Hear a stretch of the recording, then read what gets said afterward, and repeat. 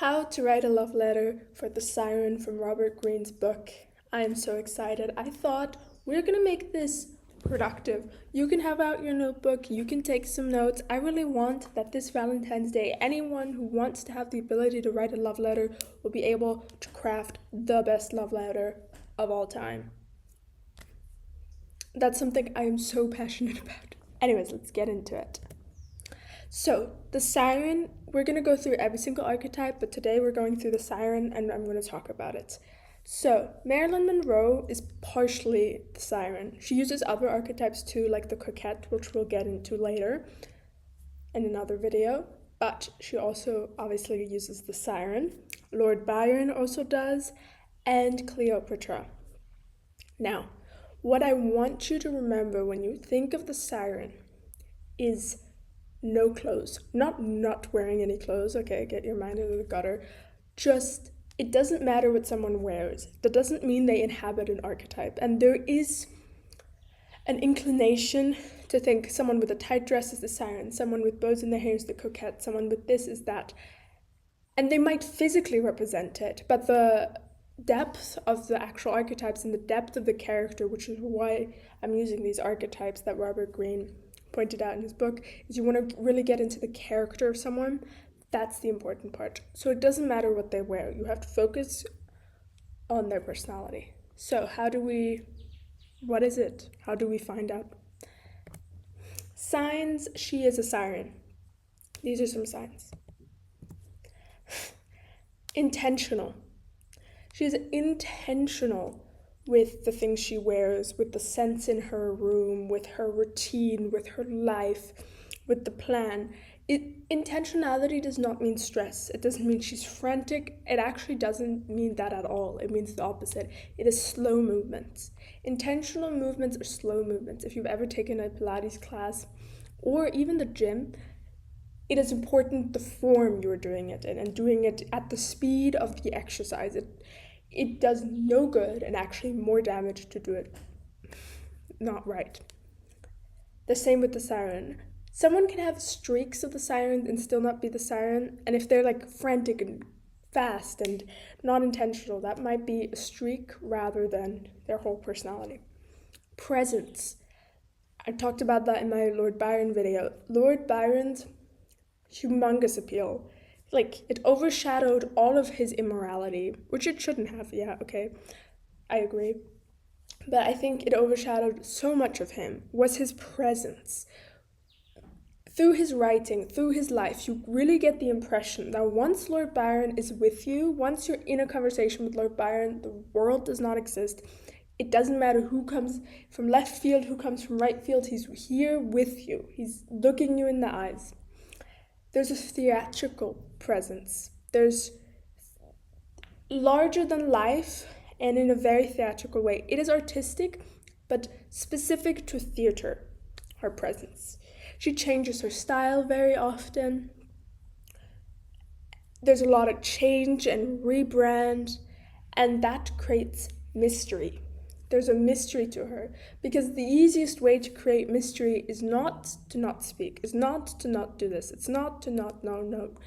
The easiest way to be mysterious is to be left open for interpretation. And my God, isn't that difficult? Anyways, that's not the point. But I would say if she checks off the majority of those, then she is the siren, or she at least has streaks of the siren. So how do we craft the perfect love letter? I'll tell you. First, you find your writer. I did a playlist and tons of videos of different writers and how to write like them, because you need a voice. You do not want to be, this is the distinguishing factor between what people call simps, I don't believe in the word, but you know what I mean, and someone like an admirer is the voice. An admirer or someone important has a voice, has a tone, has a thing with them. They're speaking. Whereas simp, which I don't love the word, but okay, I adapt with the times, don't have a voice. They don't have a thing. They don't have a way they're speaking. They're using the same words as everyone. They don't have something. So to write a love letter that's not cringy or weird or And it's not for anybody else, it's for you, that you can even read back your own love letters or think of them reading your love letters and not feel cringy. You have to find out who you are. So go check out that playlist and figure out what kind of writer you are at the end of this. And now take some fun notes. These are the key points you're going to touch on in this perfectly created love letter. Sun, shadow. What is sun and shadow? And why do we need more shadow? This is not some star sign thing, don't worry. The sun is what the world is already magnifying about them. Usually with the siren, it's the way they look, it's the fact that they're so seductive, the fact that they're so intense, which you can touch on. You don't want to completely not touch on it, especially if they're very beautiful. You don't want to not say at all anything about their looks, but that's something you want to say like one sentence and then let it go. Because that's how they're going to value that sentence, is it's not going to be all of it. And even in food, if you want to make a food really good, you add salt and sugar, you add this and that. And if you want to make someone feel really good, you add whatever they need. That's what's getting us into the shadow part. The shadow part is not their darker side. It is just simply the side of them that less people acknowledge. You'll hear this a lot with beautiful women. I can't be smart. Nobody cares that I'm smart. Nobody cares about my ambition. Nobody cares about my heart. Nobody cares about anything else except this one thing, whatever the one thing is. You want to be the person who acknowledges the other things, the things that people say they can't be like. You don't want to lie. You do not want to lie. So if you don't see that thing, if you don't care about that, don't write about it. But I'm sure there's something that only you know. Maybe they're really sweet. Maybe they're really soft. Maybe they're really kind. You have to know your person, but you have to figure out what their shadow is, and that should be the majority of your love letter. Love is the third one. You want to touch on the subject of love. I think the siren has a horrible misinterpretation, which is that she doesn't crave love, or he doesn't crave love, but I'm assuming you're a man writing a love letter. I think she craves love just as much as the other archetypes, if not even more, because I think she gets it less. She gets a lot of attention without love, with a lot of eyes without a hug, like this kind of like coldness. And so I think there's this archetype that she's creating either on purpose or on accident by life shaping her that way is actually a cry out for love, not a repellent of love or anything in that sense. So you want to touch on the subject of love. I think there's an inclination to believe that the siren is going to roll her eyes at the concept of love. And I mean, you know who you're writing for, so you don't have to know who you're writing for. But I think anyone worth the salt that you're writing a love letter for would love the idea of you writing a love letter and touching on the subject of love, maybe defining love, maybe defining your love for them. You have to figure out how you want to incorporate that in. Now, safety. Again, this is a misinterpretation of the siren as well, is that she doesn't have a need for safety. I think she has much more of a need for safety. I think the siren can actually veer into people pleasing and wanting everyone to like her. And that comes from not feeling safe in her case, in my opinion. I think also because she's so intense, people see that as danger and adventure rather than wanting to keep her safe. They kind of want to like jump off a plane with her, not like make sure she gets home safe kind of thing. So you want to incorporate safety. You can incorporate safety with stability. You can incorporate safety with consistency. So this part of the love letter might not be super strict. It might not be in paper, but it can be. You can, book 5 movie tickets for the next year and give her the 5 tickets, you have your tickets, and then it's kind of guaranteed the next year. Don't make promises you can't keep, but consistency. Not constantly, but consistency creates safety. And then to end it out, you're going to crush it with some humor and weirdness. What is funny about her? What is weird about her? This, again, could be part of her shadow side, but the through line through love letters is you want to write about what the world doesn't see. Because what is intimacy? Intimacy is closeness. What is closeness? It's subjective. It's objective and subjective, but if you're the same amount of close to everyone, you're not close to anyone. And so to create intimacy or to feel like you are close in the very like emotional way I'm talking about here, you want to know them. You want to know their weird quirks. You want to know the weird stuff. You want to know that they, I don't know, need to jump up 3 times before they go to sleep, or have a weird contraption they need to wake up. Like these weird, odd things. Now, don't make fun of them, but anything that's cute and weird and odd and a quirk, add that in at the end. And if you could make it a little funny, that would be awesome.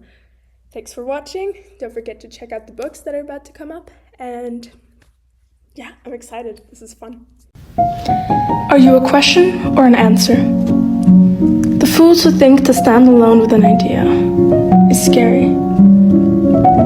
Are the same that see comfort in the majority. But if the majority was right, no one would write. No one would think to raise a pencil to each of the new empty papers. Nobody would want to turn paper into pages. Because the peace a writer searches for in a blank page would be found in the world. The discussion of right or wrong is subjective, yet, most of the time, the ideas we love would fade away as quickly as everybody else. We love to be loved, but don't love to be questioned. Yet, wouldn't you rather be a question everybody answers differently than an answer nobody knows?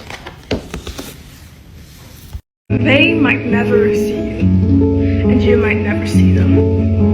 They might never see you. They might never hear the disappointment in your silence. They might never know the sentences you want to say but don't in fear of sounding like a broken record. They might never see all the insecurities you don't point out to them because you're scared they will stand out to them now too. They might never see the small changes in your pupils when you look at them, because they never see your eyes when you don't look at them. They might never see you outside of the context of them. They might never hear the small sighs in the morning when you start another day trying to be better, but being pretty sure you will fail. They will never hear the songs you skip because they make you too emotional. They will never hear all the things you think are so clear, but you never said to them. You might go through life hearing different reviews of the series of books which is your life, none true, but some quite inventive and far-fetched. You might never be seen or heard the way you crave to be. But maybe you will. And that maybe makes it exciting. That small string of maybes might hold you up. It is what makes you go out on yet another date you hate, to get dressed, to get to know someone outside of their home, to try to talk. The small maybe is what we live for. The small maybes of life. Maybe I'll run into the love of my life. Maybe the career I love will love me back. Maybe this life is worth another try, she says, with a small but sharp sigh. So quiet that only another maybe could hear it. And maybe someday the two maybes turn their sighs into laughter and their ears into their most used part themselves. Who knows? Maybe. Even horrible things have to start. What's the point of trying if all I do is wrong? He thinks the second part of the sentence, why am I guilty until proven innocent? I am a New York journalist. My birthday is on the 24th of December, 1994. I just turned 30. It's Christmas, and I'm alone in all the ways a soul can be and a body cannot be. I am 1 meter 95, 58 centimeters. Or in feet, that's 6 feet 5 inches. I know I shouldn't be so exact, and to be honest, I'm not even such a numbers guy. But that's partially how the world has defined me. And since it's one of the few positive traits I get complimented on, I keep it close. Like a lonely woman and her Birkin. I swear I'm not as shallow as I sound, he says to his date, Annabelle, who clearly is just as annoyed at life as he is. They both do the first date angry tango. They both thought at least twice, well, you seem nice. Why are you still single? But what they actually ended up saying was, what do you bring to the table? She says. His date replies, nothing. We are at a restaurant, so last I checked, that's the waiter's job. Then she fell into a laugh so deep you would have thought she was a comedian who just hit a comedic home run.